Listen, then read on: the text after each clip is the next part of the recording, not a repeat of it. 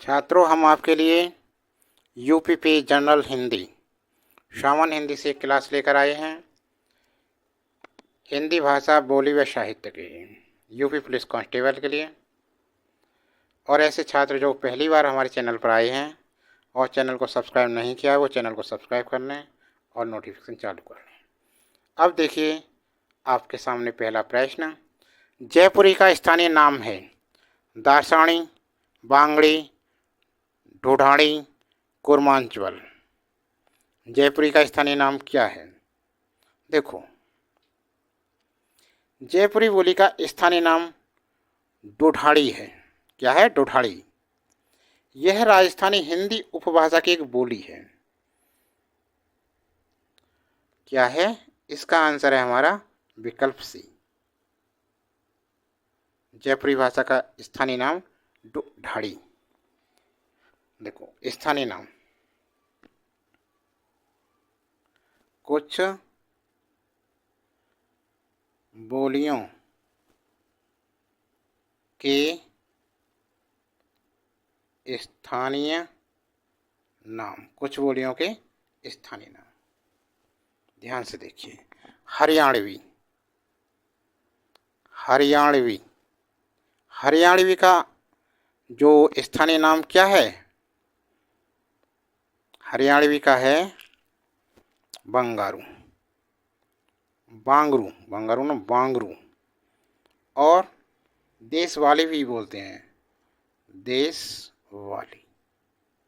ठीक है। और आ जाए ब्रज भाषा। ब्रज भाषा का स्थानीय भाषा क्या नाम है? अंतर्वेदी, अंतर्वेदी, अंतर्वेदी। ठीक है ना। अब बुंदेली का क्या है स्थानीय मान? स्थानीय नाम है बुंदेली भाषा का बुंदेली। बुंदेली का होता है बुंदेलखंडी। क्या होता है? बुंदेलखंडी, बुंदेलखंडी। और भाई अवधी का क्या होता है? अवधी भाषा का स्थानीय मान, स्थानीय मान नहीं, स्थानीय नाम। अवधी का क्या होता है स्थानीय नाम? अवधी भाषा का होता है कौशली वैश्यवाड़ी, कौशली वैश्यवाड़ी, वैश्यवाड़ी। ठीक है। और छत्तीसगढ़ का क्या होता है?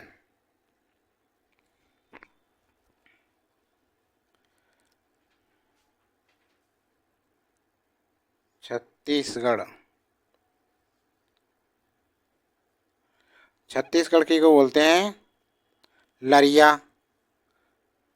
स्थानीय नाम है छत्तीसगढ़ भाषा का लरिया, खट्टाही, खलटाही, खलटाही। और भाई अवधी हो गई, छत्तीसगढ़ी हो गई, अवधी नहीं हुई, अवधी हो गई। कौरवी भाषा, कौरवी आती है एक, कौरवी। कौरवी भाषा का स्थानीय नाम है खड़ी बोली, खड़ी बोली, खड़ी बोली। बघेली का क्या नाम है? और एक भाषा बघेली, बघेली। बघेली का है स्थानीय नाम रेवाई, रेवाई। अब देखिए अगला, कबीरदास। यहाँ था नाम कबीरदास का। कबीरदास भक्ति काल की किस धारा के कवि थे? संत काव्य धारा, प्रेम काव्य धारा, राम काव्य धारा, कृष्ण काव्य धारा। तो छात्रों, कबीरदास भक्ति काल की संत काव्य धारा के कवि थे। प्रेम काव्य धारा के कवि जायसी। देखो, संत काव्य धारा के थे कबीरदास। कौन थे? कबीरदास। ठीक है। और प्रेम काव्य धारा है, प्रेम काव्य धारा के कवि थे जायसी, जायसी। ठीक है, कौन थे? जायसी। और राम काव्य धारा के कौन थे? तो आप सभी जानते हो राम काव्य धारा के कवि कौन थे? तुलसीदास। तुलसीदास। और कृष्ण काव्य धारा के कौन थे? रस खान। रस खान। सभी का कोई सा भी आ जाए, सभी का याद कर लोगे। अब इसमें कबीरदास पूछा है तो हमारा इस प्रश्न का आंसर विकल्प ए है। ठीक है ना। वैसे प्रेम काव्य धारा का आ जाए तो जायसी हैं, राम काव्य धारा का है तुलसीदास हैं, और कृष्ण काव्य धारा का रस खान है। ठीक है, अगला प्रश्न देखते हैं अब। भारतीय संविधान में हिंदी भाषा को मान्यता कब प्रदान की गई? 14 सितंबर 1949, 15 सितंबर 1949, 14 सितंबर 1950, 15 सितंबर 1950। इसके लिए देखिए, हिंदी को भारत की राजभाषा के रूप में 14 सितंबर 1949 को स्वीकारता प्रदान की थी। तो ये आंसर हो गया इसका, ये विकल्प है। ठीक है ना। हिंदी को भारत की राजभाषा के रूप में 14 सितंबर 1949 को स्वीकार किया गया।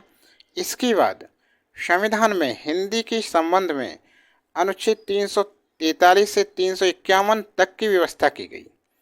अनुच्छेद 343(1) के अनुसार भारतीय संघ की राजभाषा हिंदी तथा लिपि देवनागरी होगी। ठीक है ना। हिंदी के प्रति जागरूकता फैलाने के लिए प्रतिवर्ष 14 सितंबर को हिंदी दिवस के रूप में मनाया जाता है। देखो और प्रश्न देखें इसके, विकल्प ए ये तो हो गया। अब देखिए अनुच्छेद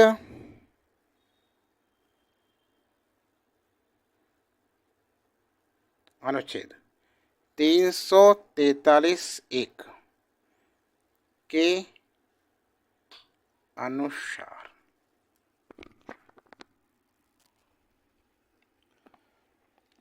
भारतीय संघ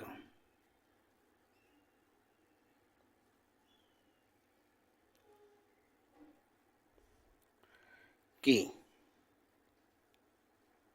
राजभाषा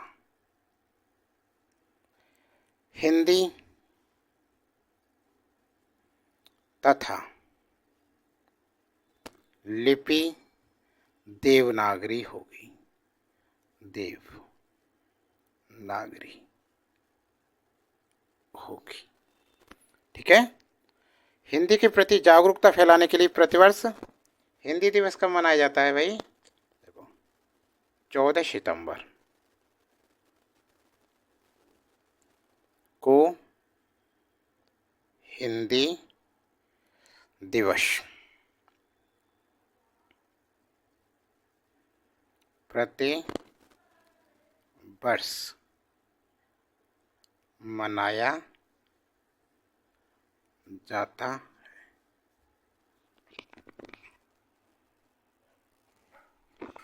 निम्न में से कौन सी भाषा उत्तर प्रदेश की दूसरी राजभाषा है? अंग्रेजी, भोजपुरी, उर्दू, हिंदी। उत्तर प्रदेश में अक्टूबर 1947 में देवनागरी लिपि में लिखित भाषा को राजभाषा के रूप में घोषित किया गया। 26 जनवरी 1968 को प्रदेश के सभी कार्यालय में राज्य भाषा हिंदी को अनिवार्य कर दिया गया तथा 1989 में उर्दू को 7 प्रयोजनों हेतु दूसरी राजभाषा के रूप में घोषित किया गया। किसको? उर्दू को। तो इसका आंसर है भाई सी विकल्प। देखिए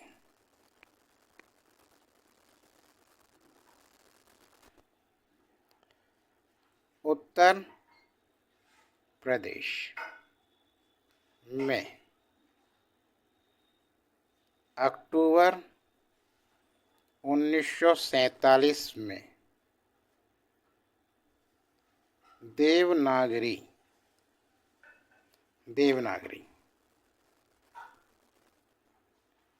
लिपि में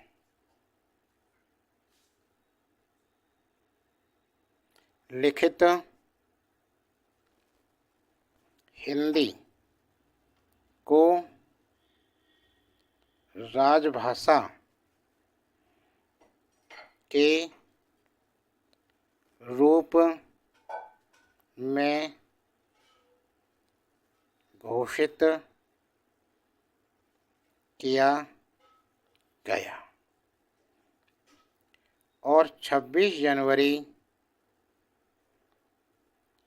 1968 को प्रदेश के सभी कार्यालयों में राजभाषा को अनिवार्य कर दिया तथा 1989 में उर्दू को 7 प्रयोजनों हेतु द्वितीय राजभाषा के रूप में घोषित किया गया। ठीक है, हो गया आंसर। अगला देखो प्रश्न, भारत के किस प्रांत में कोंकणी भाषा बोली जाती है? केरल तथा कर्नाटक, महाराष्ट्र और गोवा, उड़ीसा तथा पश्चिम बंगाल, आंध्र प्रदेश। जल्दी से इसका आंसर दीजिए।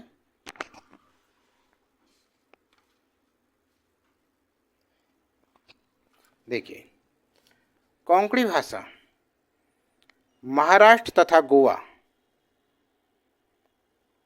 में बोली जाती है। कोंकणी भाषा महाराष्ट्र के दक्षिणी भाग में, कर्नाटक के उत्तरी भाग में, महाराष्ट्र के दक्षिणी भाग में, कर्नाटक के उत्तरी भाग में तथा गोवा राज्य में बोली जाती है। वर्तमान में गोवा की राजभाषा के रूप में कोंकणी भाषा प्रतिष्ठित है। देखिए, ध्यान दो, महाराष्ट्र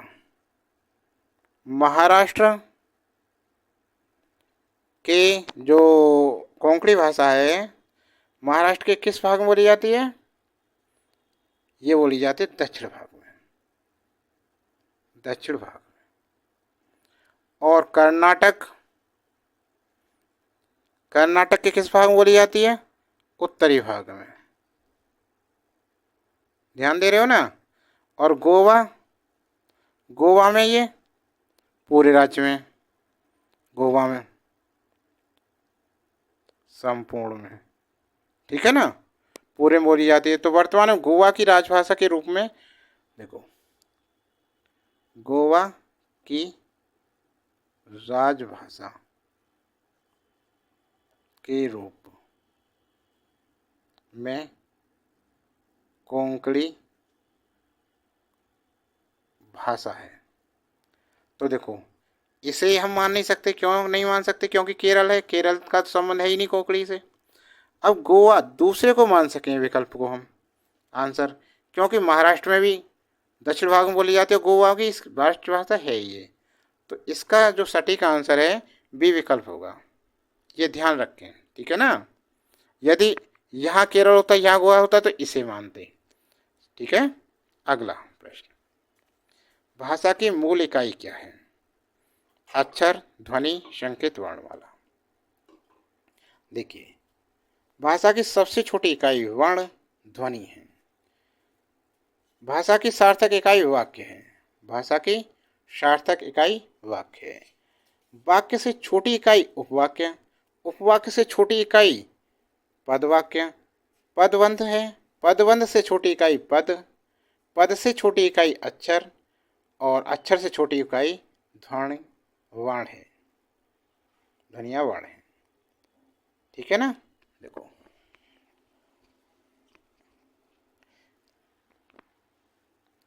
ध्यान से देखें इसे सवाल को, प्रश्न को।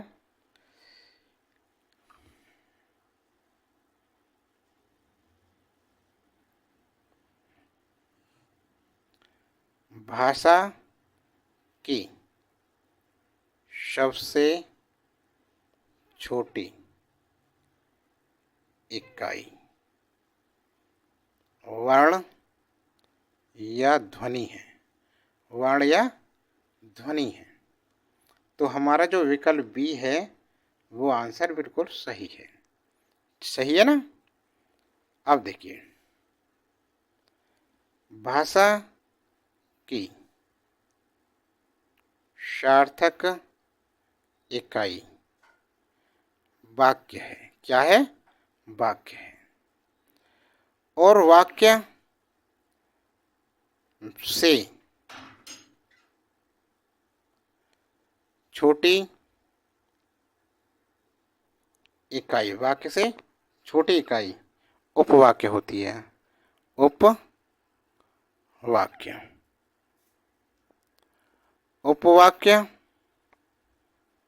से छोटी इकाई, उपवाक्य से छोटी इकाई क्या होती है? पदबंध, पदबंध होती है। और पदबंध से छोटी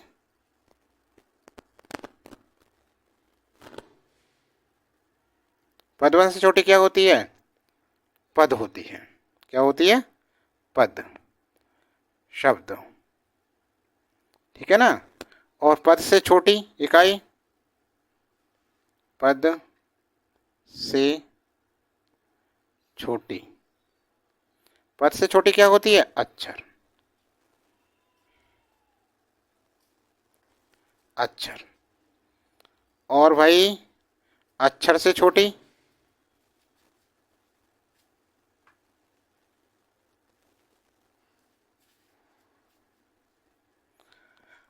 छोटी होती है ध्वनि या वर्ण। समझ में आ रहा है ना। जैसे राम है, राम है ये एग्जाम्पल। राम में दो अक्षर हैं, रा और में। ठीक है ना। रा और में क्या है?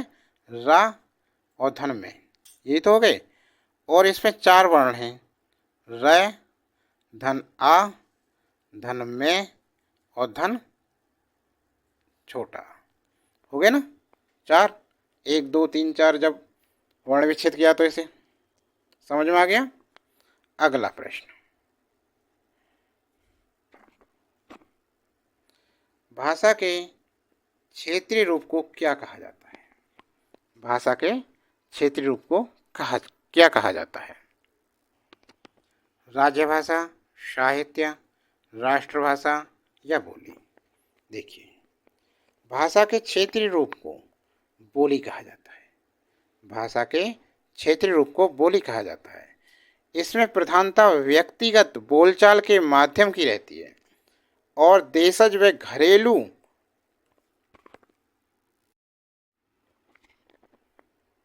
प्रधानता व्यक्तिगत बोलचाल के माध्यम की रहती है। देशज व घरेलू शब्दावली का बाहुल्य होता है। दोबारा से देखिए, भाषा के क्षेत्रीय रूप को बोली कहा जाता है। भाषा के क्षेत्रीय रूप को क्या कहा जाता है? बोली कहा जाता है।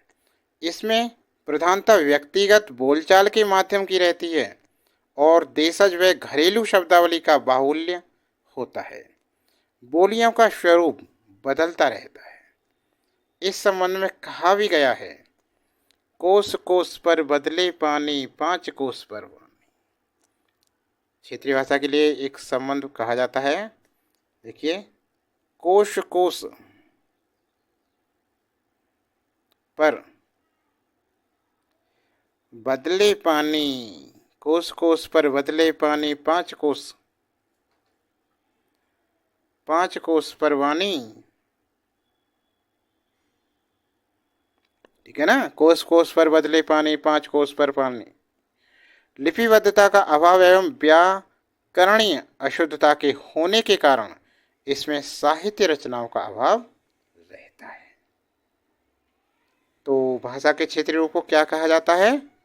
बोली। विकल्प डी हमारा बिल्कुल सही आंसर है। ठीक है ना। तो छात्रों, वीडियो कैसी लगी? वीडियो अच्छी लगी हो तो लाइक करना, कमेंट बॉक्स में ज़रूर लिखकर बताएं हम कि आपको वीडियो कैसी लगी। अपने दोस्तों को ज़्यादा से ज़्यादा शेयर कीजिए और ज़्यादा से ज़्यादा सब्सक्राइब कराइए, जिससे कि सभी को इस वीडियो का चैनल पर लाभ हो सके और हम पूरी यूपी पुलिस कांस्टेबल की तैयारी कराएंगे। शुरू से लेकर अंत तक करा रहे हैं, कुछ नहीं छोड़ेंगे इसमें। आज के लिए बस इतना ही। अगली वीडियो जल्दी लेकर आएंगे आपके लिए।